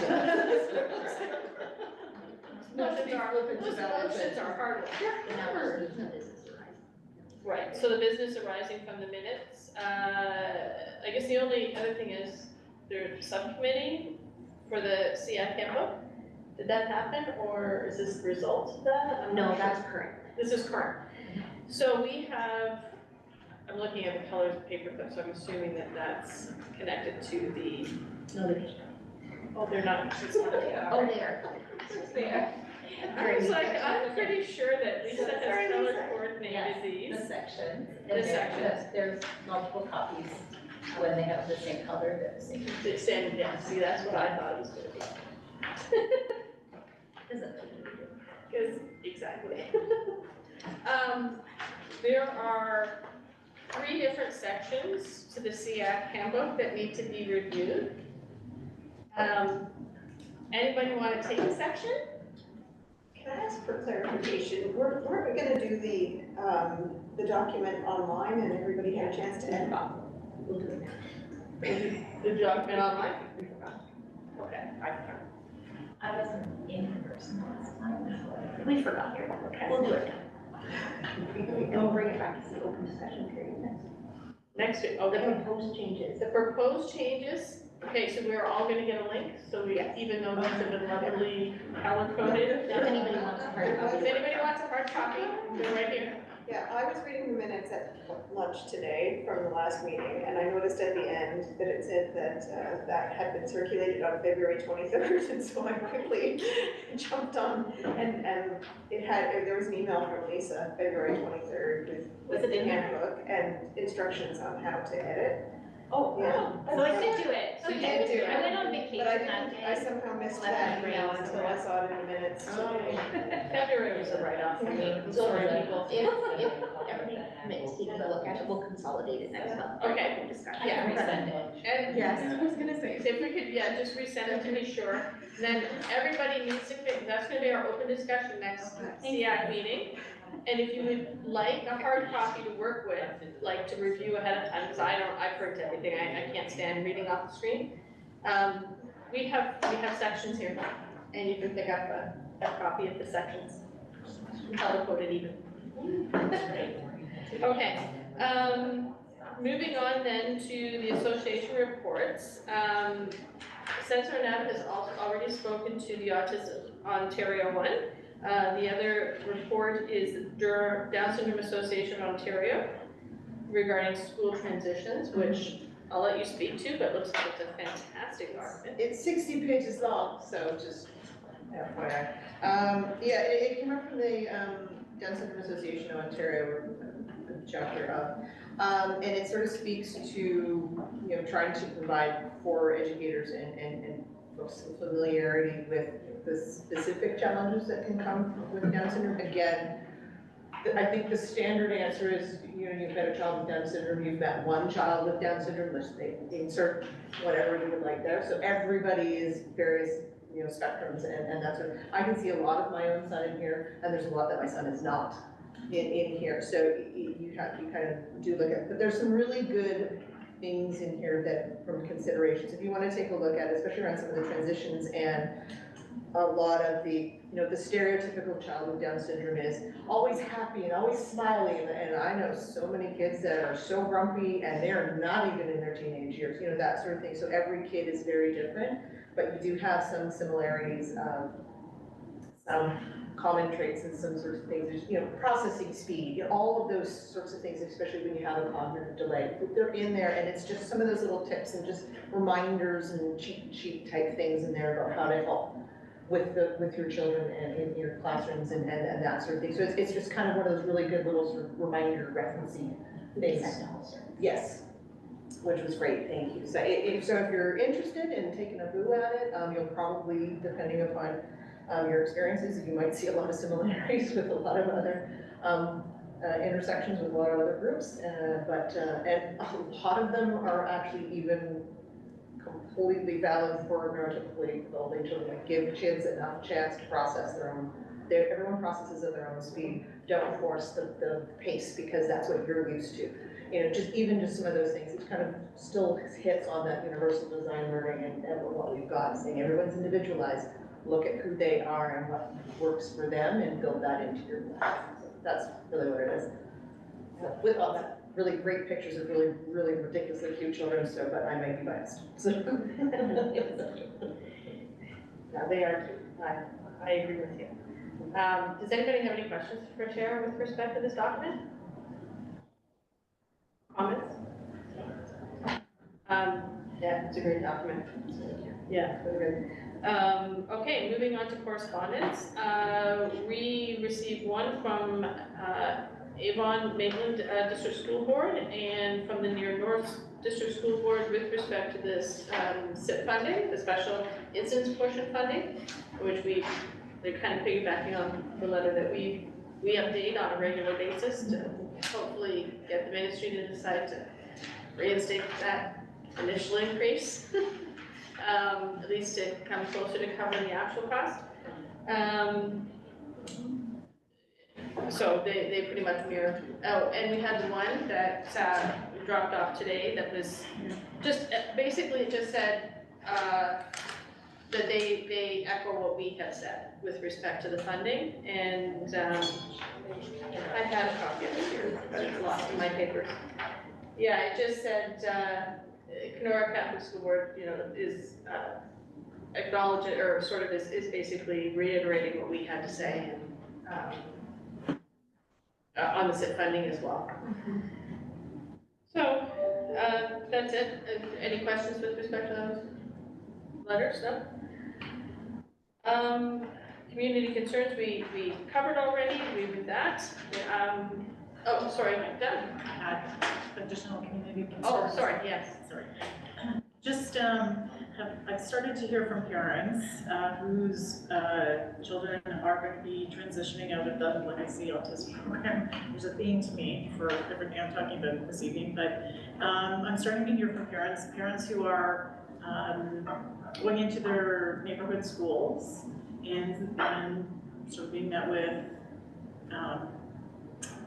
administration that's not aware that this is happening. So there's some concerns around how the transition is going to happen.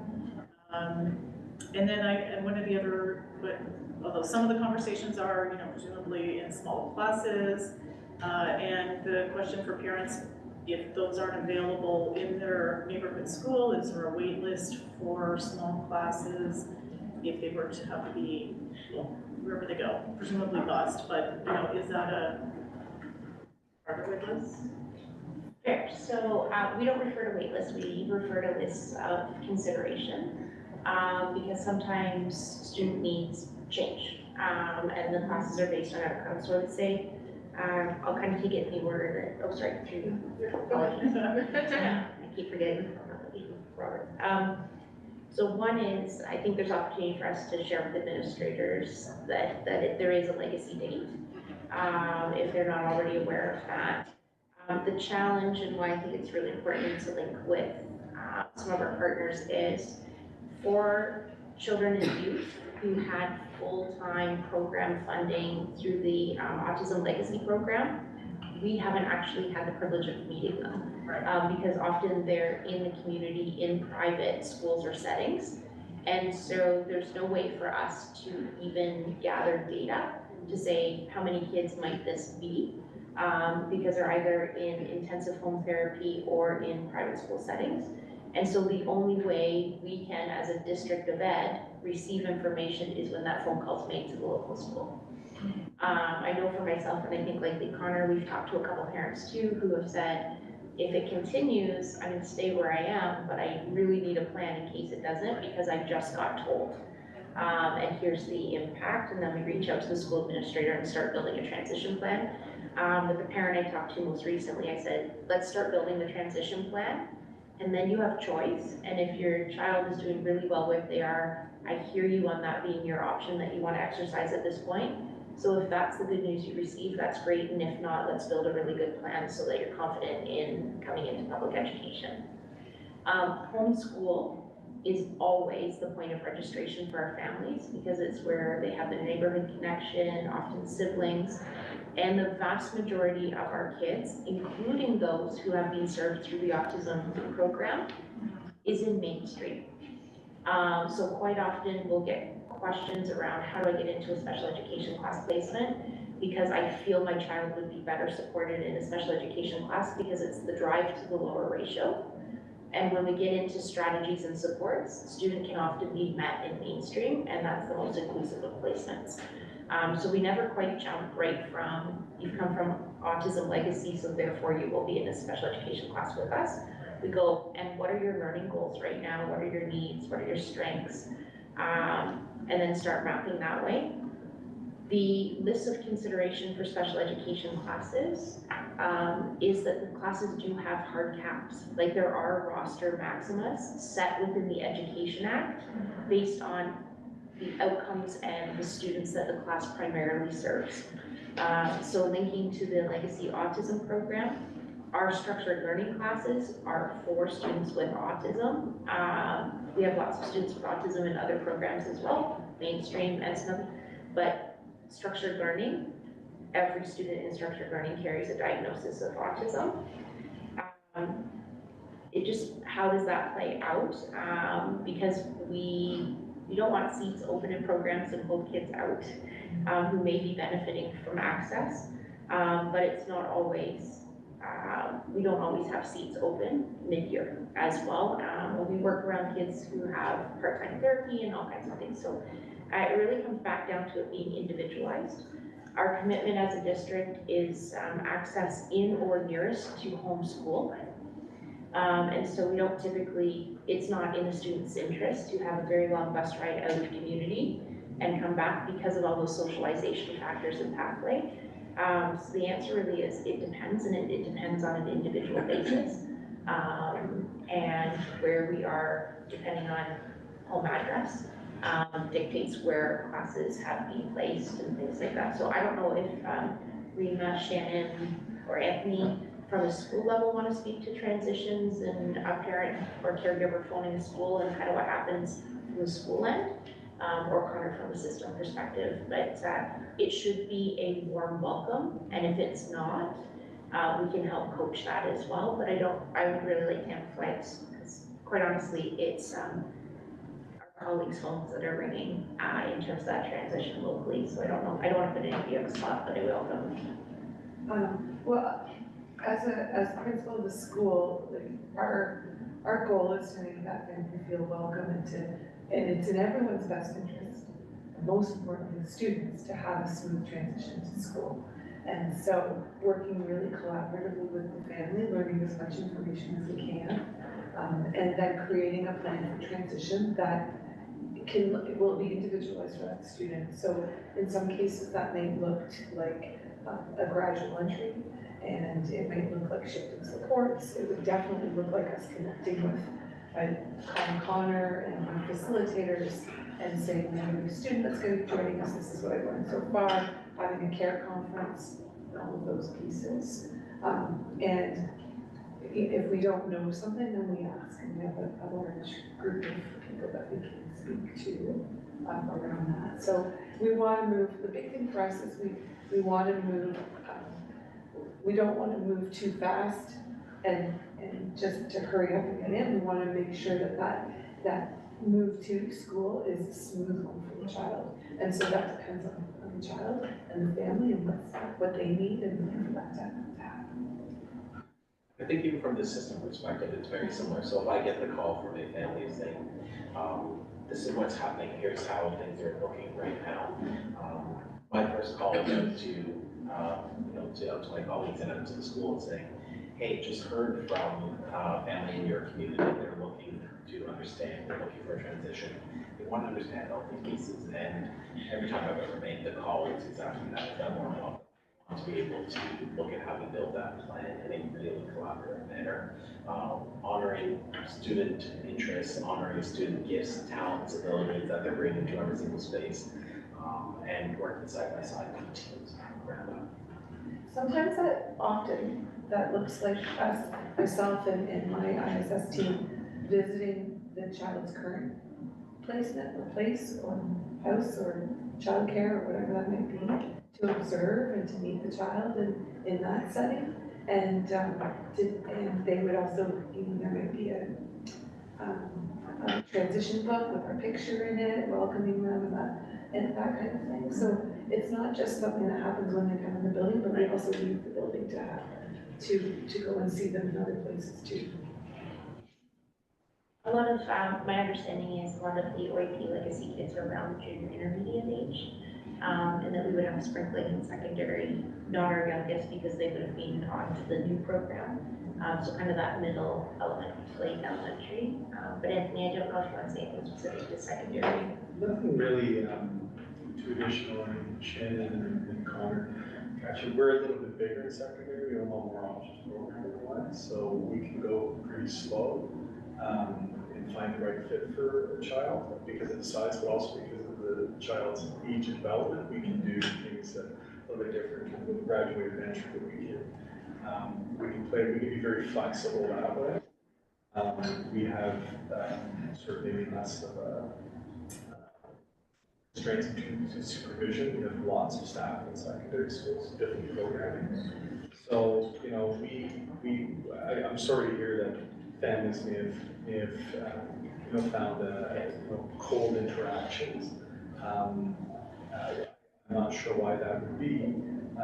We combine school resources with system resources to prepare options for families, right? So that they have a full sort of suite of what's available.